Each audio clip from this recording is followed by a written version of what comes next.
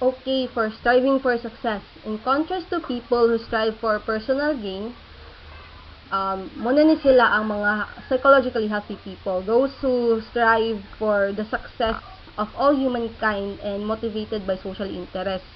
Motivated by the relatedness, relatedness to the humanity.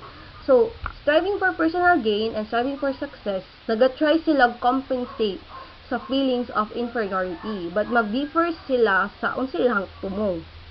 Unsay ilang goal. So, personal, striving for success, they strive for the success sa tanan. But, katong striving for personal superiority, nag-strive lang sila for personal gain para ma-compensate ilang feelings of inferiority.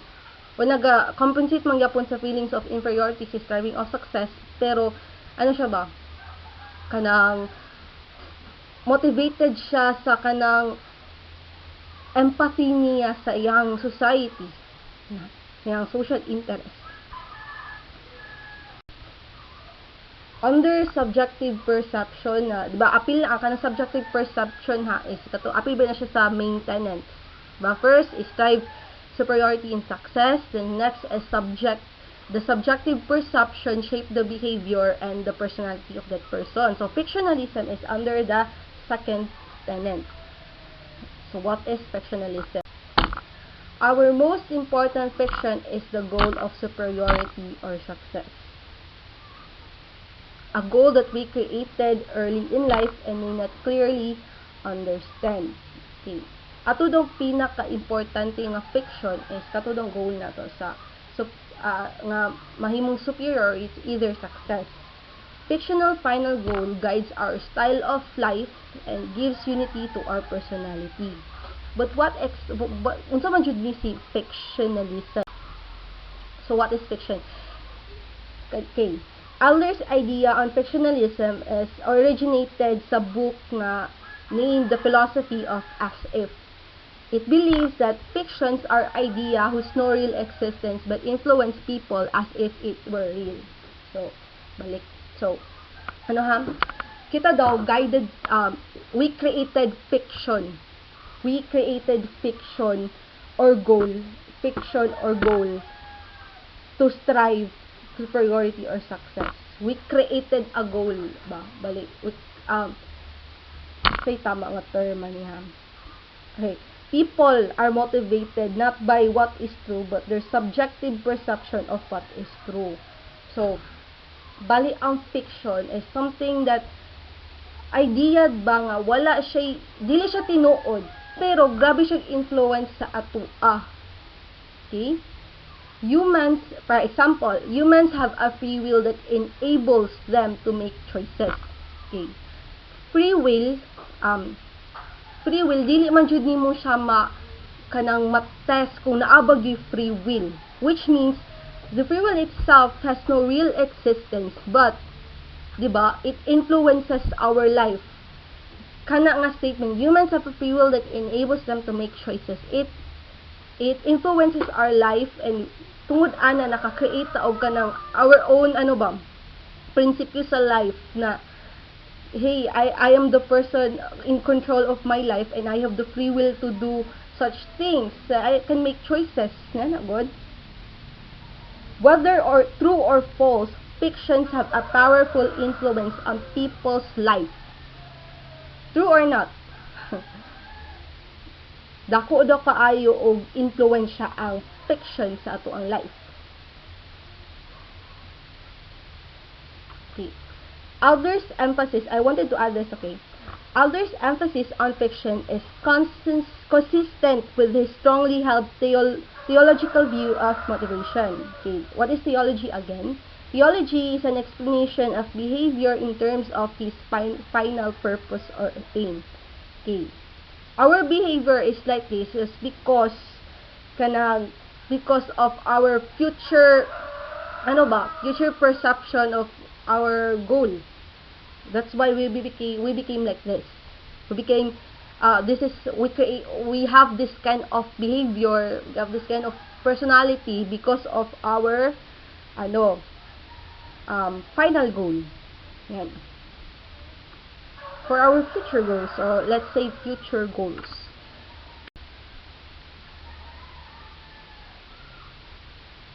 Okay. The third, maintenance, unity, and self-consistency of personality. The third tenet of Adlerian theory is personality is unified and self-consistent.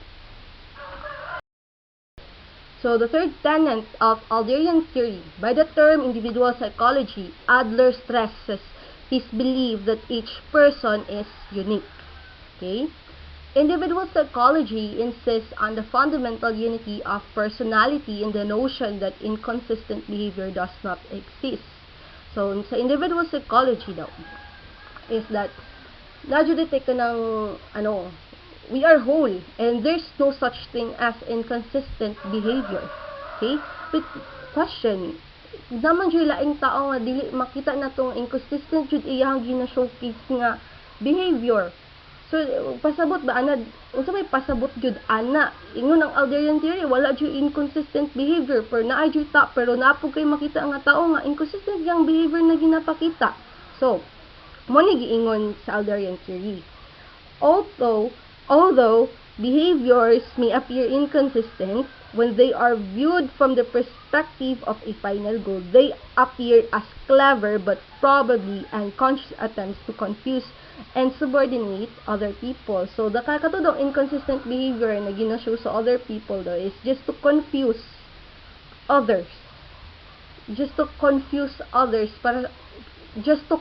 them kung sa ilahang final goal. This confusing and seemingly inconsistent behavior gives the erratic person the upper hand in an interpersonal relationship. So, this kanang inconsistent behavior is just a way to confuse others and gives advantage to that person. It gives upper hand. Although erratic people are often successful in their attempt to gain superiority over others, they usually remain unaware of underlying motive and stubbornly reject any suggestion that they desire superiority over others. Okay.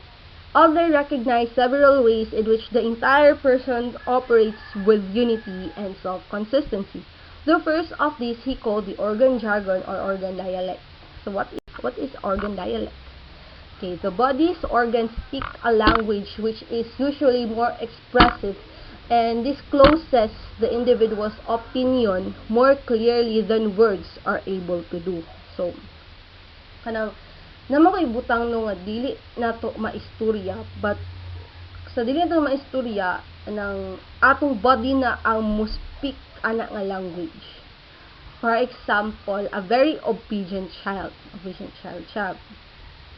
Nakaihi siya sa iyahang kama. Kato daw siya nga kanang behavior, naga-speak daw na siya nga he insisted nga dili siya gusto mo tuman sa iyang parents' wish. Instead of his mouth speaking, ang iyahang bladder ang speak para sa iyaha. Okay? Medyo mag-isod kag sabot, pero okay. Other example na po kanang sa may pwede na to example ha.